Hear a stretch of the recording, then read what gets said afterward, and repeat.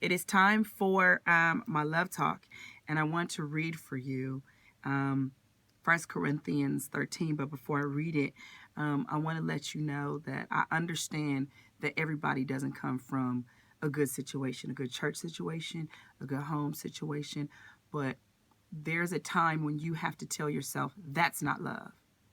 If somebody is verbally or physically abusive to you, that is not love. I don't care what they say and how many times they apologize.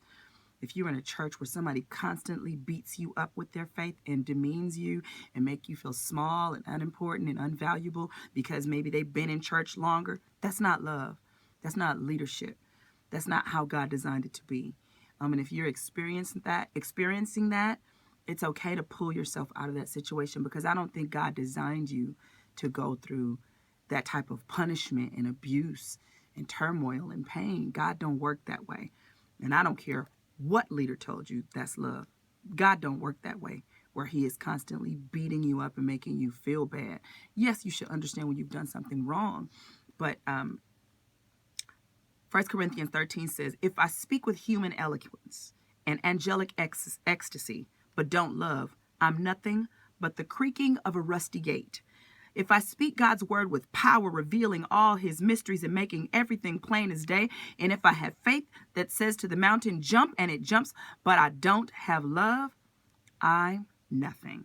If I give everything that I own to the poor, even go to the stake to be burned as a martyr, but don't love, I've gotten nowhere. So no matter what I say, what I believe, and what I do, I'm bankrupt without love, because love never gives up. Love cares more for others than for self. Love doesn't want what it doesn't have. Love doesn't strut. Love doesn't have a swelled head. Love doesn't force itself on others.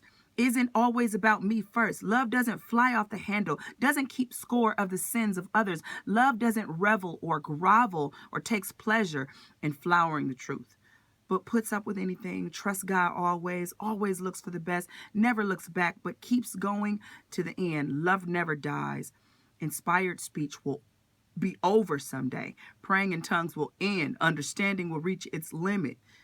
We know only a portion of the truth. And we say about God, okay, that part's not what I'm talking about. I'm just talking about love. But what I want you to know is, if you are in a situation where somebody is saying that they love you but not showing you that they love you, it's time to really evaluate and make a decision on what you want to do next. Who's most important? You kind of sometimes have to be selfish when you're in a situation where somebody is constantly beating you up. If every time you leave church you crying because somebody is mean and evil to you, maybe that's not the place for you. Pray about it and then make a decision. That's my love talk. I love you and I mean it.